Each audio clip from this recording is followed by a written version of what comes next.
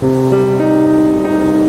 Esther, I have now driven the stretch of the M5 between Exeter and Bristol over 21 times. But although I have all the reports and all the witnesses, and have cross-referenced them within a millimetre using my Ordnance Survey maps, I simply cannot find the location. You'd think there would be marks to serve as some evidence. It's somewhere between the turn-off for Sanford and the welcome brake services, but although I can always see it in my rear-view mirror, I have as yet been unable to pull ashore.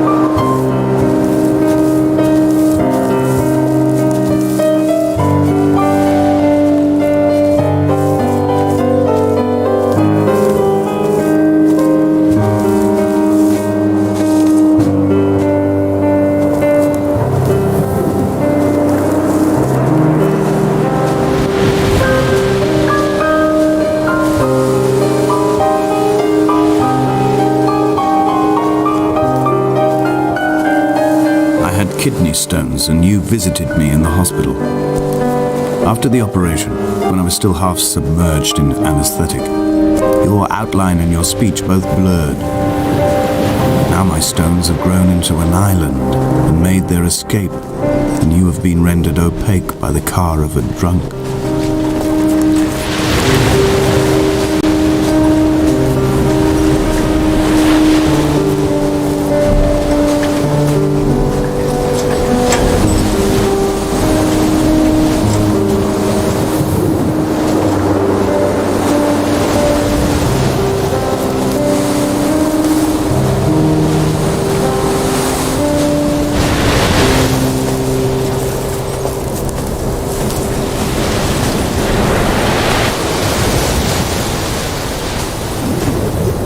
There must be a hole in the bottom of the boat. How else could new hermits have arrived?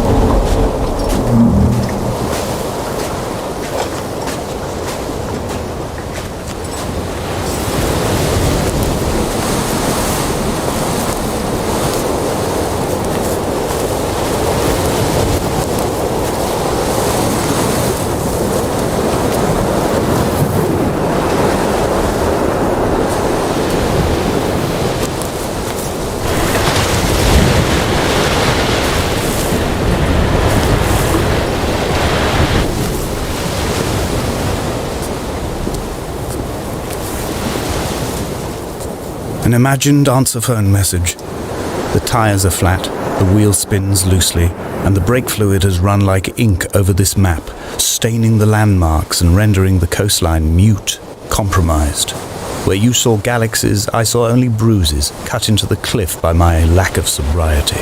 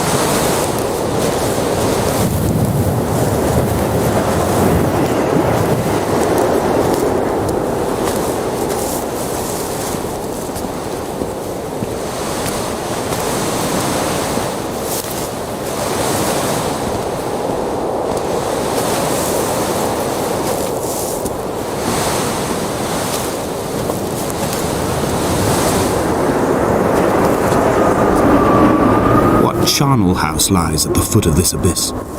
How many dead shepherds could fill this hole?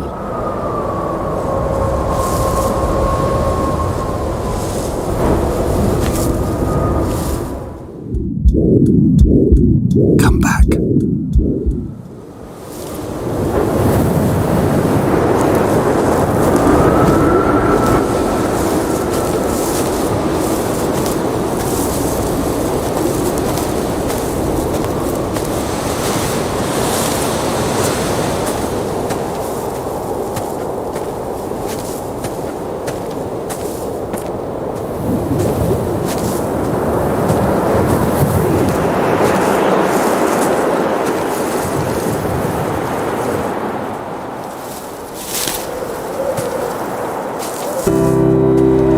I've begun my ascent on the windless slope of the western side.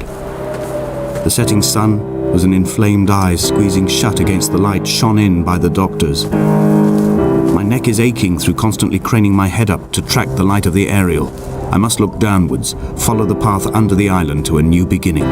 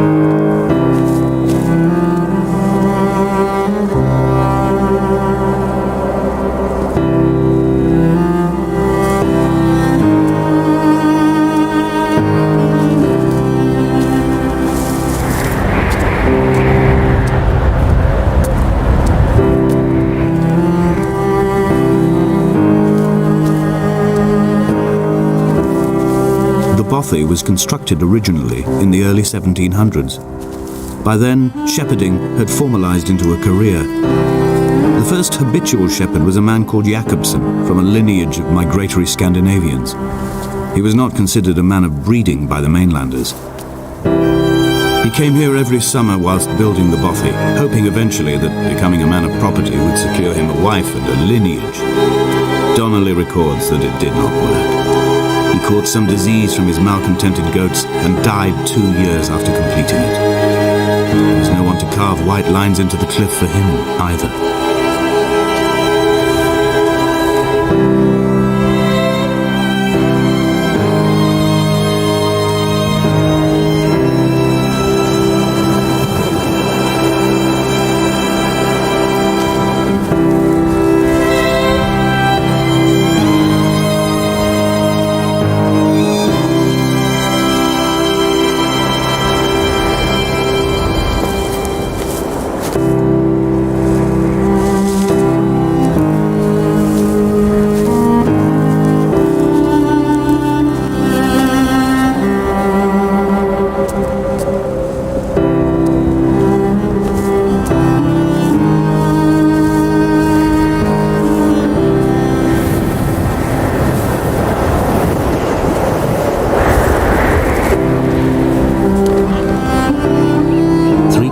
Seen at dusk, they did not land.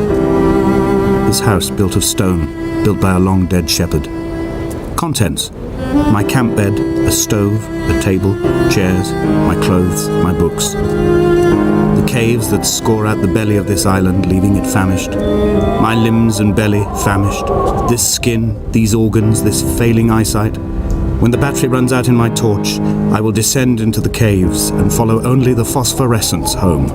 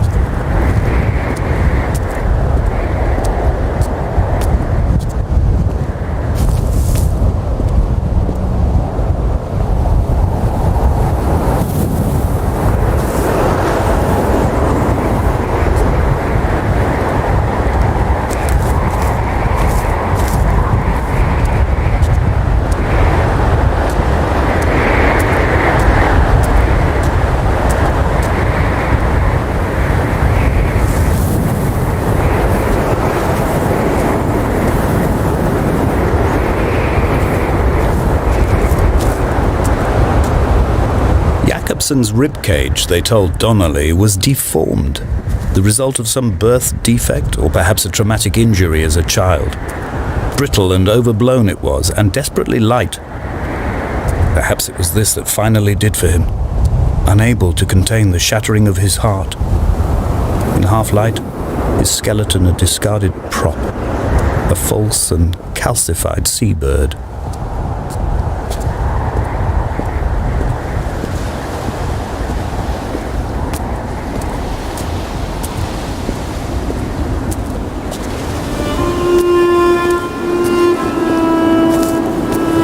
They found Jacobson in early spring. The thaw had only just come.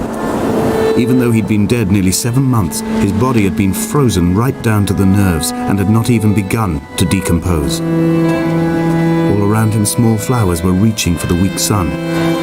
The goats had adjusted happily to life without a shepherd and were grazing freely about the valley. Donnelly reports they hurled the body in fear and disgust down the shaft, but I cannot corroborate this story.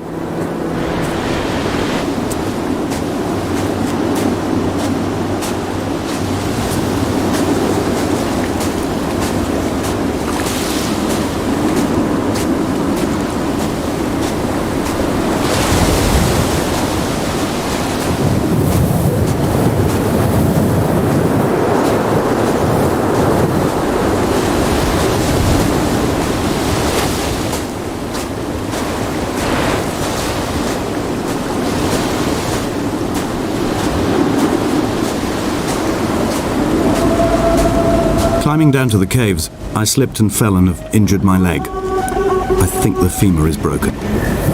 It is clearly infected. The skin has turned a bright, tight pink, and the pain is crashing in on waves, winter tides against my shoreline, drowning out the ache of my stones. I struggled back to the bothy to rest, but it has become clear that there is only one way this is likely to end. The medical supplies I looted from the trawler have suddenly found their purpose. They will keep me lucid for my final ascent.